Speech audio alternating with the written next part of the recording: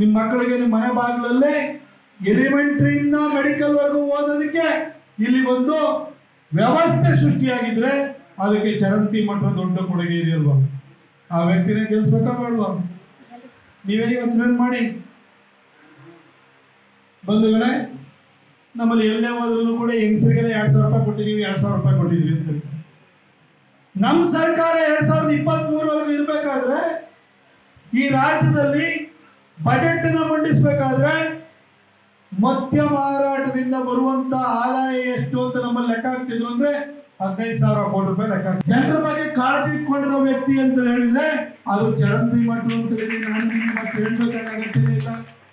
ಆದ್ರೆ ಈ ಊರಲ್ಲಿ ಏನಿದೆ, ಶುಗರ್ ಫ್ಯಾಕ್ಟ್ರಿಗಳು, ನೀವು ಕಬ್ಬನ್ನು ಬೆಳಿತೀರಿ, ನಿಮಗೆ ಒಳ್ಳೆ ಶಿಕ್ಷಣ ಬೇಕು ಅಂತಂದ್ರೆ ಬಾಗಲಕೋಟೆ ಅಂತ ಜಿಲ್ಲೆಯಲ್ಲಿ ಅಭಿವೃದ್ಧಿ ಮಾಡಿರುವಂತಹ ವೀರಣ್ಣ ಚರಂತಿ ಮಠನ ಕೈ ಬಿಡಬೇಡಿ, ಅವ್ರನ್ನ ಗೆಲ್ಲಿಸಿ ಕಳಿಸ್ಬಿಡಿ. 2026ರಲ್ಲಿ ನೀವು ಗೆಲ್ಸ್ಕೊಳ್ಸ್ಕೊಂಡ್ರೆ 2028ರಲ್ಲಿ ಮತ್ತೆ ಅವರು ಗೆದ್ದೇ ಗೆಲ್ತಾರೆ. ನಿಮ್ಮ ಆಶೀರ್ವಾದದಿಂದ ಮಂತ್ರಿಯಾಗಿ ವಾಪಸ್ ಬಾಗಲಕೋಟೆ ಬಂದು ಇನ್ನೂ ಅಭಿವೃದ್ಧಿ ಕೆಲಸವನ್ನು ಮಾಡ್ತಾರೆ.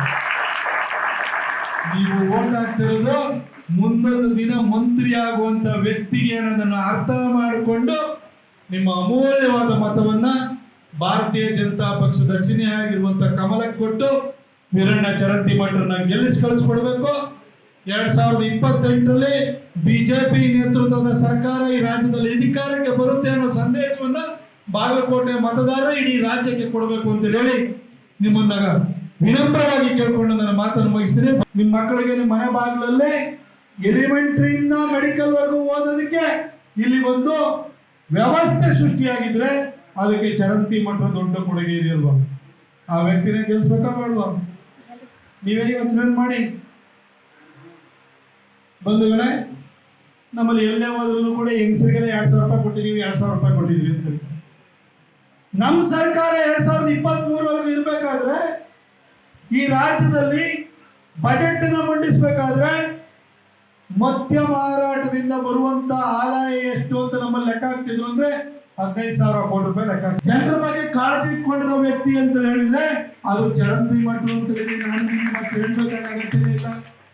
ಆದ್ರೆ ಈ ಊರಲ್ಲಿ ಏನಿದೆ, ಶುಗರ್ ಫ್ಯಾಕ್ಟ್ರಿಗಳು, ನೀವು ಕಬ್ಬನ್ನು ಬೆಳಿತೀರಿ, ನಿಮಗೆ ಒಳ್ಳೆ ಶಿಕ್ಷಣ ಬೇಕು ಅಂತಂದ್ರೆ ಬಾಗಲಕೋಟೆ ಅಂತ ಜಿಲ್ಲೆಯಲ್ಲಿ ಅಭಿವೃದ್ಧಿ ಮಾಡಿರುವಂತಹ ವೀರಣ್ಣ ಚರಂತಿ ಮಠನ ಕೈ ಬಿಡಬೇಡಿ, ಅವ್ರನ್ನ ಗೆಲ್ಲಿಸಿ ಕಳಿಸ್ಬಿಡಿ.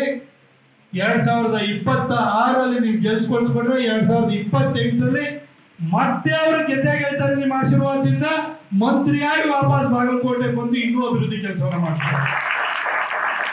ನೀವು ಓಟ್ ಹಾಕ್ತಿರೋದು ಮುಂದೊಂದು ದಿನ ಮಂತ್ರಿ ಆಗುವಂತ ವ್ಯಕ್ತಿಗೆ ಅನ್ನೋದನ್ನು ಅರ್ಥ ಮಾಡಿಕೊಂಡು ನಿಮ್ಮ ಅಮೂಲ್ಯವಾದ ಮತವನ್ನ ಭಾರತೀಯ ಜನತಾ ಪಕ್ಷದ ಚಿಹ್ನೆ ಆಗಿರುವಂತ ಕಮಲಕ್ಕೆ ಕೊಟ್ಟು ವೀರಣ್ಣ ಚರಂತಿ ಮಠನ ಗೆಲ್ಲಿಸಿ ಕಳಿಸ್ಕೊಡ್ಬೇಕು. 2028ರಲ್ಲಿ ಬಿಜೆಪಿ ನೇತೃತ್ವದ ಸರ್ಕಾರ ಈ ರಾಜ್ಯದಲ್ಲಿ ಅಧಿಕಾರಕ್ಕೆ ಬರುತ್ತೆ ಅನ್ನೋ ಸಂದೇಶವನ್ನ ಬಾಗಲಕೋಟೆ ಮತದಾರ ಇಡೀ ರಾಜ್ಯಕ್ಕೆ ಕೊಡಬೇಕು ಅಂತ ಹೇಳಿ ನಿಮ್ಮನ್ನ ವಿನಮ್ರವಾಗಿ ಕೇಳ್ಕೊಂಡು ನನ್ನ ಮಾತನ್ನು ಮುಗಿಸ್ತೀನಿ.